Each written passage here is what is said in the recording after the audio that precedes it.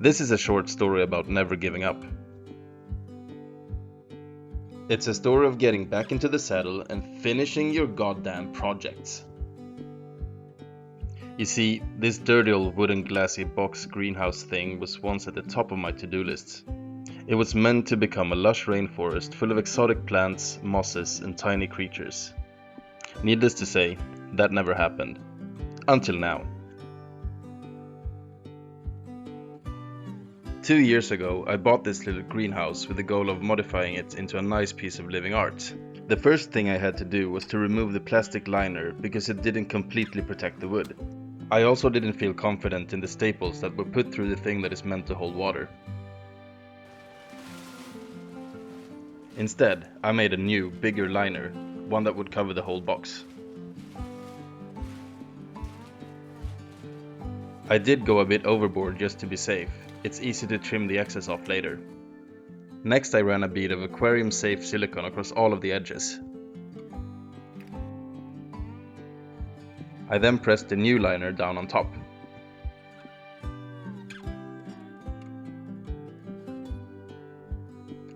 I then put down another bead of silicone on top of the liner. Then it was time to put the glass back on. Once the glass was back on, any visible silicone was smoothed out. I decided I want the void between the glass panels silicone as well. This is to reduce airflow and contain any future inhabitants.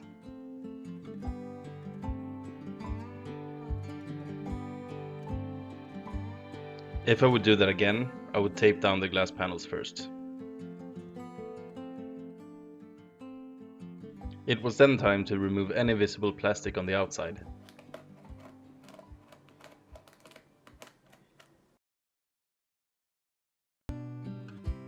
Now back to the future. It's time to get this thing looking pretty again.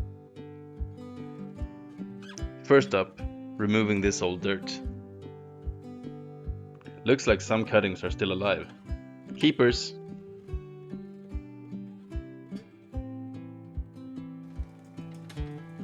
As you can see, the glass really needs to be cleaned.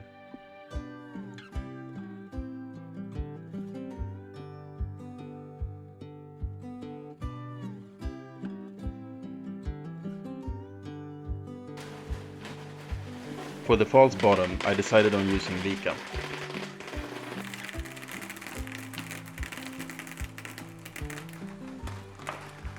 After pouring it in, I evened it out with my hand.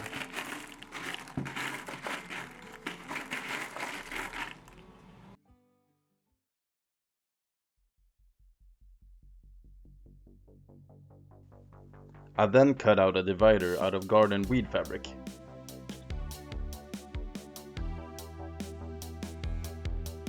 The weed fabric goes between the false bottom and the substrate to keep them from mixing. For the hardscape, I want to keep it simple with just 2 large rocks. These textures are just too cool, don't you think?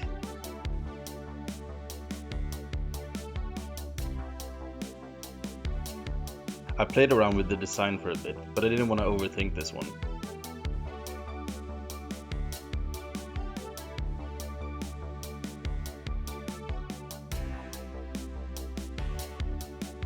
To give the rocks a bit of stability, I backfilled the void between the rock and the glass with substrates. This also provides more growing surface for plants.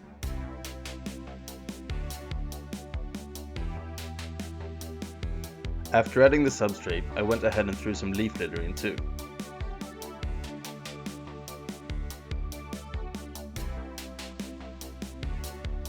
Instead of backfilling the other side with substrate, I went with leaf litter. Finally, time to start planting.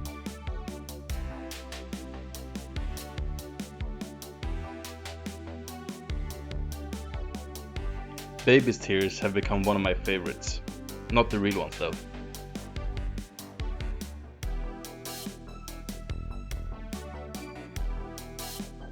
The cool thing about this plant is that it creates a nice carpet along the ground if the conditions are good.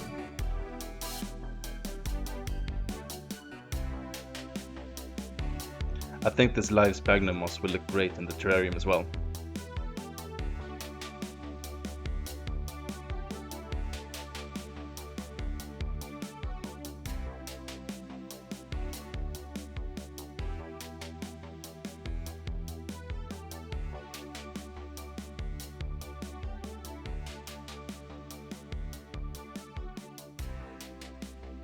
Of course, no terrarium is truly complete without a cleanup crew. First, the springtails. These super tiny insects are great at keeping it clean, as they feed mostly on mold.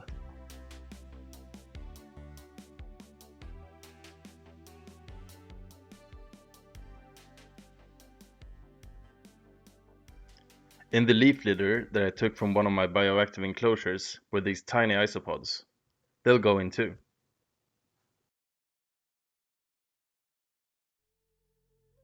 This spider was lurking in my moss propagations, so I decided we'll have an apex predator too.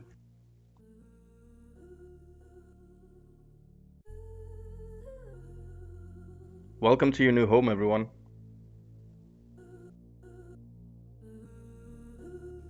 What do you think? Was it worth 2 years of debatable progress, or should I have given up? Comment what you think below.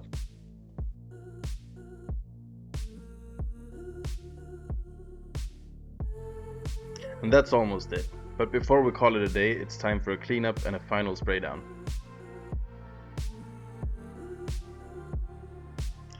If you watched this far, please consider subscribing and giving this video a thumbs up as well. This would help me a lot more than you know. Thank you, and don't miss my next video.